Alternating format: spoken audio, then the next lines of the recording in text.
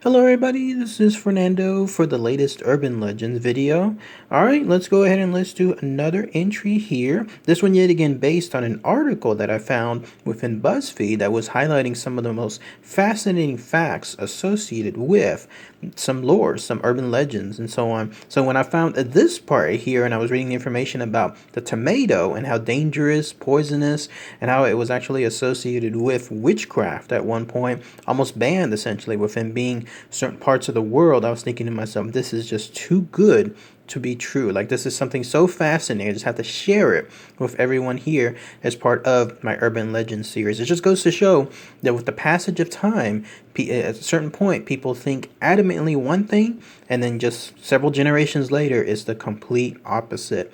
But that's why I titled this video Attack of the Killer Tomatoes, because as an homage, it's basically the same basis. Like in this case, you have these tomatoes that are considered so deadly that they took one dramatic event in order to convince people that they were not. And this happened at the footsteps of a courtroom here in the United States, and then that's when everything was a-okay afterward. So let's go ahead and let's talk about all the fascinating info associated with these quote-unquote deadly tomatoes.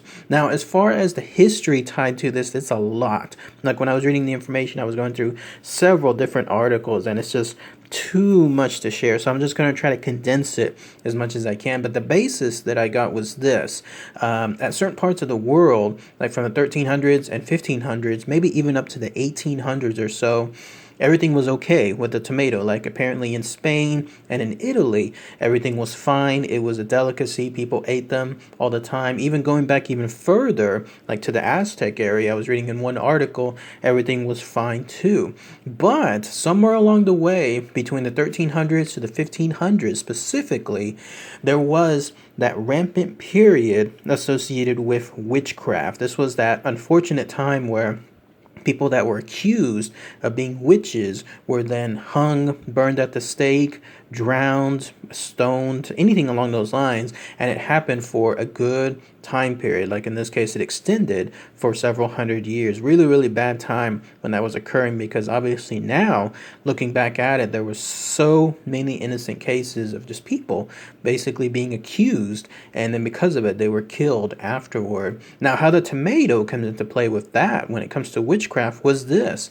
So apparently, the idea was witches and their broomsticks. People speculated that the way that they could fly, either using that broomstick or not having it and then just using their own bodies itself to fly around, was they were using some kind of special fruits, although I have heard that it was also vegetables.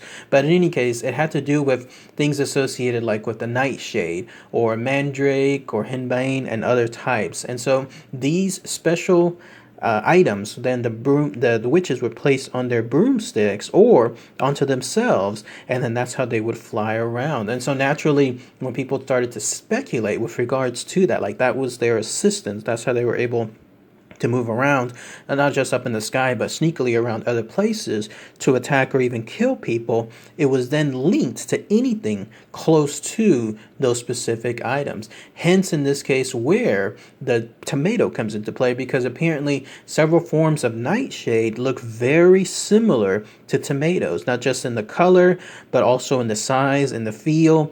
And then if you cut one open, it looks pretty much the same as well. So that's essentially how the tomato came into play, especially because of this. Once it was introduced in Europe and then hence into America afterward, in Europe, I think it was in the 1500s, that was around the heyday again when witchcraft and witches were being executed. And so the idea was, here's all of a sudden all these new witches, and then here's this evil tomato that suddenly comes into play as well. So people were linking them together one by one and then thinking this particular fruit or vegetable, someone tell me that, like, is it a fruit or is it a vegetable? Because I was reading on both sides with regards to the articles. I'm going to go ahead and say that it's a vegetable, but otherwise please let me know if that's incorrect. But this particular vegetable was then linked to the witches, and so it was forbidden. It was along the case of, if you had a tomato, then you were involved with witchcraft. And so when that occurred, then everyone eventually banned them. it obviously didn't include the fact that other parts of the world were enjoying them as far as a delicacy, but here, in this case, Europe, it was definitely forbidden. And so that's how it occurred, and that's how it stayed for a while. I think there were probably some spots here and there where people were like A-okay with regards to the tomato, but otherwise they definitely carried that stigma, hence the name Attack of the Killer Tomatoes. Now when it comes to another part, there's the idea that the tomato was also considered poisonous. So not just on the supernatural side, but also on the side of quote unquote science, like, and health. Like, people were stating that this tomato would apparently cause appendicitis. It would do anything, like certain bad things associated with the inner linings of your intestine, and then it would just all around kill people on a health basis. Not just like on a supernatural one, but anything else like involving a poison. And so people were saying that this is also a very, very bad thing to have around because of that fact. You don't want to have yourself accidentally eat one, or in other cases, like, be poisoned by it. Like, let's say if someone was trying to kill you by putting tomato within your food, or having one of your children accidentally eat one too, something that was just growing, let's say, on the side near the house, and then all of a sudden they're eating it and then they're dead. That's the theory, that people were thinking back then. And so that's why it was also forbidden. So this forbidden vegetable was essentially left as is for that time period. Now, cut to the United States, and eventually it crossed over. Like, as with anything else, as far as the New World and the New Frontier, here you had this particular vegetable now being brought over by boat. And when it was here, then it was cultivated. Certain parts actually were A-okay with having the tomato there. The farmers and other type of merchants were growing them in those areas, and everything was fine. But in other places, it was still, just like in Europe, it was still forbidden. Like, people were just freaking out at the sight of a tomato. It was one of those things where it was word by mouth. Like, eventually when someone hears one thing, they tell another person, and you know how it always happens. Like, there's always a little bit more of an exaggeration when that occurs. And so when that happens, then you have the lore associated with this deadly tomato just growing even more. I mean, it's crazy, right? When you think about all this, nowadays you go to the grocery store and there it is, front and center, right there in the produce aisle, and you could eat it all day long. But back then, having one in your possession is considered very, very deadly. Crazy how the times change afterward. Well, what really changed things, like, to the positive, if you could consider it like a shatter point, one actual spot where everything turned fine for the tomato, it had to do with this. You're looking at that gentleman now. So this was a guy, his name was Colonel Robert Gibbon Johnson, and he was someone that was considered, I guess you call it like a statesman of his time. This was someone that was both a farmer, a horticulturist, a judge, a historian, just an all-around person that people could trust. Like, when I was reading his information, it seemed like when he said something, people were automatically thinking it's the truth. Like, that's the kind of reputation and the integrity that he had. Well, he was someone that happened to live in Salem, New Jersey. I don't know, when I was reading that information, I don't know, like, what a weird coincidence that was, like, when it comes to witchcraft and everything else tied to tomatoes. Now here he is living in Salem, New Jersey. Well, he was someone that did a very public, infamous demonstration to prove once and for all, essentially, how the tomato is fine. Like, there's nothing deadly associated with it. There's nothing supernatural associated with it either. No poison, nothing like that. He wanted to forever ensure in a very large crowd that it was okay. And so, on a very specific date, on 1820, he went into an area, I guess it was like the middle of the downtown market there. Like, it was, when I was reading the information, apparently it was tied to like I don't know if it was like a town hall or if it was a courtroom. It was something along those lines. But either way, he went into the steps of that courthouse, is another way that I read it too. And on June 28th, 1820, in front of a crowd of no less than 2,000 people, this is the hysteria, again, that was tied to the tomato. When word got out that he was going to do this event, and everyone knew apparently at the time just how deadly this tomato was, that's the kind of crowd it attracted. Craziness, right? Again, you would never have something like that happen today.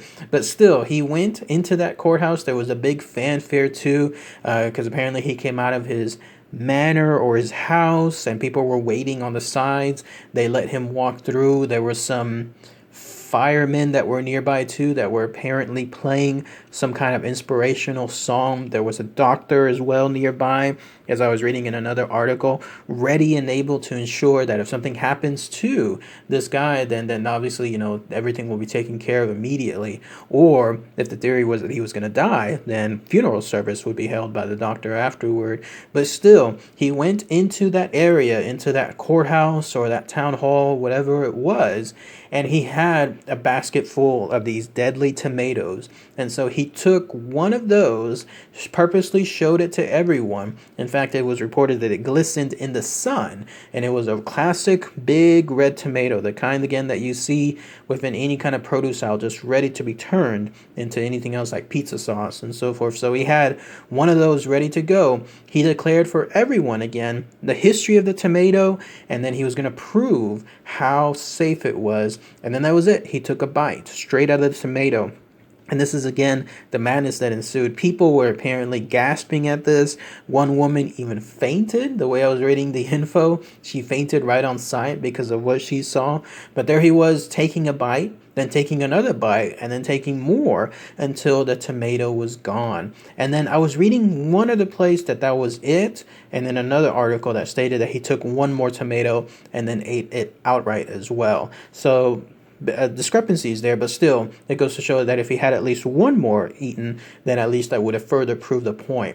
And so when he ate that one, then that was it. He proved to everyone, and there was big cheers, big fanfare afterward, that the tomato was okay. And then like wildfire, almost like a viral thing today, word immediately spread that everything was good with the tomato. And so his reputation, his integrity, and the aura that he built doing this stunt as well, being someone that was a farmer and a horticulturist, he was someone that, again, you put his reputation on the line for it, and he obviously didn't die. In fact, he lived about another 30 years after this period, and that essentially turned the tide on these killer tomatoes. So that's it. Like, if you ever wanted to know the history of the tomato, like a nice little buzz type of let's say, story that you can share with others out there, well, here it is. You can now share with everyone. Let them know whenever they're eating their pizza, or let's say they're dipping